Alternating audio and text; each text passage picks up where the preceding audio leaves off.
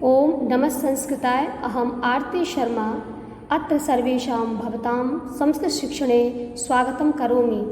अद्य अष्टमी कक्षायाः कृते अष्टमः पाठः संसारसागरस्य नायकाः इति पाठयामि। अस्मिन् पाठे वयं संसारसागरस्य नायकः अर्थात् तडागानाम् इतिहासः पठामः। इसमें हम ये पढ़ने वाले हैं कि हमारी पूर्व परंपरा जैसे कि तालाब, बावड़ी आदि का निर्माण किया जाता था, आज वह विलुप्त सा हो गया है। तो कहीं ना कहीं हमारी पूर्व परंपरा का हनन हो रहा है, उसका कोई सम्मान नहीं हो रहा है। तो इसके लिए इस पाठ में अनुपम मिश्र जी के द्वारा लिखा गया यह पाठ बहुत ही रोचक है, जिसमें संसार सागर के नायक के रूप में तालाबों और बावड़ी की बात की गई है, जिसमें पारंपरिक ज्ञान, कौशल एवं शिल्प के धनी गजधर के संबंध में चर्चा की गई है। यहाँ एक जो शब्द आया है गजधर यानी 3 गज के एक छड़ी को धारण करने वाला अर्थात गजधर। आज हम इस गजधर को एक शिल्पकार या एक इंजीनियर के रूप में मानते हैं। तो इसमें मानव निर्मित तालाब, बावड़ी जैसे निर्माणों को लेखक ने यहाँ संसार सागर के रूप में चित्रित किया है। आगच्छन्तु आदर्शवाचनं कुर्मः। हिंदी अर्थमपि जानीमः। के आसन ते अज्ञातनामानः। के यानी कौन, आसन यानी थे, कौन थे, ते यानी वे, अज्ञातनामानः वे अज्ञात नाम कौन थे। शतशः सहस्रशः तडागाः सहसैव शून्यात् न प्रकटीभूताः। हजारों और सैकड़ों, शतशः यानी सैकड़ों और सहस्रशः यानी हजारों, सैकड़ों और हजारों तालाब अचानक ही शून्य हो गए हैं, विलुप्त हो गए हैं। इमे एव तडागाः अत्र संसारसागराः इति। इमे अयम इमौ इमे पुल्लिंग इदम, यह के लिए यह प्रयोग किया जाता है सर्वनाम शब्द। तो इमे इमौ इमाः ये सब, ये ही तडागाः ये ही तालाब अत्र यहाँ संसार सागर हैं जिनकी हम बात कर रहे हैं इस पाठ में। एतेषाम् आयोजनस्य नेपथ्ये निर्मापयित्रीणाम् एकैकं निर्मातॄणां च दशकम् आसीत्। अब यहाँ पर 2 शब्द हैं, एक शब्द है निर्मापयित्रीणाम और दूसरा शब्द है निर्मातॄणाम। निर्मापयित्रीणाम यानी बनवाने वाले और निर्मातॄणाम यानी बनाने वालों की। यानी यहाँ पर यह कहा है कि एतेषाम इनके आयोजन के पीछे, इनके बनाने के पीछे, नेपथ्य यानी पर्दे के पीछे बनवाने वाला एक और बनाने वाले 10 थे। यानी कि इकाई और दहाई, यानी बनाने वाले की इकाई और बनवाने वाले की बनवाने वाले की इकाई यानी वंश और बनाने वालों की दहाई यानी कि टेंस थी, मतलब ऐसी संख्या थी। एतत् एककं दशकं च आहत्य शतकं सहस्रं वा रचयतः स्म। यह इकाई और दहाई आहत्य कुल मिलाकर सैकड़ों और हजारों रचे जाते थे। क्या? तालाब, बावड़ी आदि। परंतु विगतेषु 200 वर्षेषु नूतन पद्धत्या समाजेन यत् किंचित पठितम्।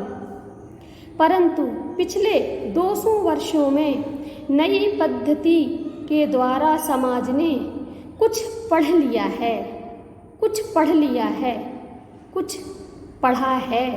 पठितेन तेन समाजेन, और पढ़ी हुई उस समाज के द्वारा एककं दशकं सहस्रकं च इत्येतानि शून्ये एव परिवर्तितानि। और इकाई और दहाई, हजार ऐसे शून्य में ही बदल गए हैं। मतलब इकाई, दहाई और हजारों की संख्या में ये तालाब और ये परंपरा अब तो शून्य हो गई है, यानी कि विलुप्त हो गई है।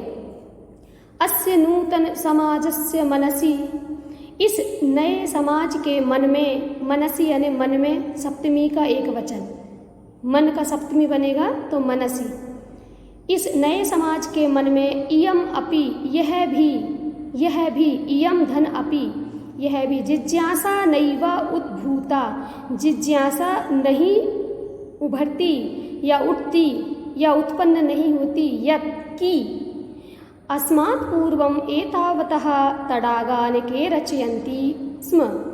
मतलब आज के नए समाज के मन में यह भी जिज्ञासा नहीं उत्पन्न होती कि इससे पूर्व, हमसे पूर्व इस प्रकार के जो तडाग यानी जो तालाब बनाए गए थे, एतादृशानि कार्याणि कर्तुं ज्ञानस्य यो नूतनः प्रविधिः विकसितः, यानी कि ये कहा गया है कि इस प्रकार के कार्य करने का जो ज्ञान है और जो उसकी जो प्रविधि है, जो नई पद्धति जो विकसित की गई है, तेन प्रविधिनापि पूर्वम संपादितम, उनके द्वारा यह प्रविधि जो आज उपयोग कर रहे हैं ये पहले भी संपादित की गई थी, तभी तो बनाए जाते थे तालाब, बावड़ी आदि, बिना टेक्निक के थोड़ी ना बनाए जाते हैं। एतत् कार्य मापयितुं न केनापि प्रयतितम्, इस कार्य को, इस टेक्निक को जानने का किसी के द्वारा भी प्रयास नहीं किया गया। बच्चों, मैं एक बात बता दूं, जो भी हमारे पूर्वजों के समय पर जो कार्य होते थे, जो टेक्निक्स थी, तो वही टेक्निक आज है, पर इंस्ट्रूमेंट थोड़े से चेंज हो गए हैं। लेकिन हम ये नहीं कह सकते कि आज जो है वो कल नहीं था, ऐसा नहीं। हाँ, जो कल था वो आज नहीं है।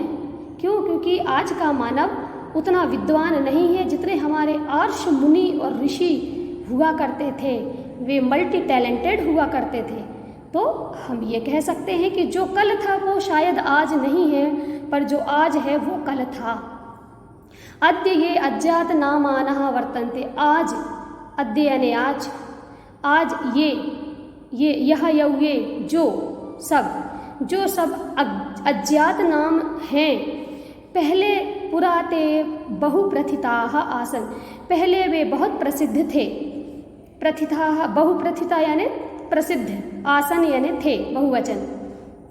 आसीत, आस्ताम, आसन, एक था, दो थे और अनेक थे। अशेषे ही देशे तडागाः निर्मीयन्ते स्म, निर्मातारोपि अशेषे देशे निवसन्ति स्म। अशेषे और शेषे, शेषे यानी कुछ भाग पृथ्वी का, और अशेषे यानी पूरा विश्व, जहाँ कोई जगह शेष ना हो, अशेषे। इस अशेष देश में, इस पूरे देश में तालाब निर्माण किए जाते थे और निर्माणकर्ता भी पूरे देश में रहते थे। गजधरः इति सुंदरः शब्दः तडाग निर्मातॄणां सादरं स्मरणार्थम। गजधर ऐसा सुंदर शब्द तालाब को बनाने वालों को स्मरण करने के लिए आदर के साथ ये नाम लिया जाता है। यह सुंदर शब्द है किसके लिए? उनको स्मरण करने के लिए, आदर देने के लिए। राजस्थानस्य केषुचित् भागेषु शब्दोऽयम् अद्यापि प्रचलति। राजस्थान के कुछ भागों में यह शब्द आज भी प्रचलित है। कः गजधरः, कौन है गजधर? यह गज परिमाणम धारयति सह गजधरः, जो गज परिमाण धारण करता है वह गजधर है। अब गज परिमाण क्या है वो आप समझ लीजिए। गज परिमाणम एवं मापन कार्य उपयुज्यते। गज परिमाण जो है वह मापन के कार्य में उपयोग किया जाता है। एक छड़ी होती है 3 हाथ की, उसी को हम एक हाथ को 1 गज कहते हैं, 3 हाथ को 3 गज।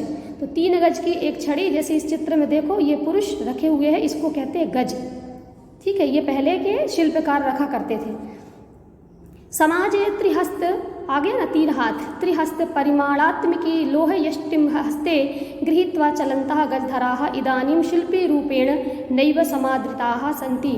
समाज में 3 हाथ नाप की एक लोहे की छड़ी, लौह यष्टि यानी छड़ी, हाथ में ग्रहण कर रखकर चलते हुए ये गजधर आज शिल्प के रूप में भी दिखाई नहीं देते हैं। गजधरः यह समाजस्य गांभीर्यं मापयेत् इत्यस्मिन् रूपे परिचितः। जो समाज की गंभीरता या गहराई को मापे, यही इसी रूप में इसका परिचय है। गजधराः वास्तुकाराः आसन्। गजधर वास्तुकार थे। वास्तुकार यानी घर कैसे बनाते हैं, घर का निर्माण कैसे, स्ट्रक्चर कैसे बनाते हैं मकान का, जैसे सिविल इंजीनियर करते हैं, उनको वास्तुकार कहते हैं, सिविल इंजीनियर। कामं ग्रामीण समाजो भवतु नागर समाजो वा तस्य नवनिर्माणस्य सुरक्षा प्रबंधनस्य च दायित्वं गजधराः निभालयन्ति। इसमें कार्य कहाँ के कार्य? गांव के और समाज के, ग्रामीण समाज हो या नगर समाज हो, उनके नवनिर्माण की और सुरक्षा प्रबंध का दायित्व इन गजधरों के पास होता था और ये निभालयन्ति, ये निभाते थे, ये करते थे। नगर नियोजनात् लघु निर्माण पर्यंतम सर्वाणि कार्याणि एतेष्वेव आधृतानि आसन्। नगर का नियोजन से लेकर छोटे छोटे निर्माण कार्य तक सभी कार्य इन्हीं के द्वारा, इन पर ही आधारित थे, यानी यही करते थे। ते योजनाएं प्रस्तुतवन्ति, ये प्लान प्रस्तुत करते थे, योजनाएं बनाते थे। और भावी व्ययम आकलयन्ति इसमें, और उसमें जो खर्च आता था उसका आकलन करते थे कि कितने में यह कार्य पूरा हो जाएगा, कितने खर्च में। उपकरण भारान संग्रहणन्ति इसमें, और उसमें जो उपकरण लगते थे कार्य करने में उसका भी भार का संग्रह करते थे, उनको इकट्ठा करते थे जो इंस्ट्रूमेंट लगते थे कार्य करने में। प्रतिदाने तेना तद याचन्ते स्म यद दातुं तेषां स्वामिनः असमर्थाः भवेयुः।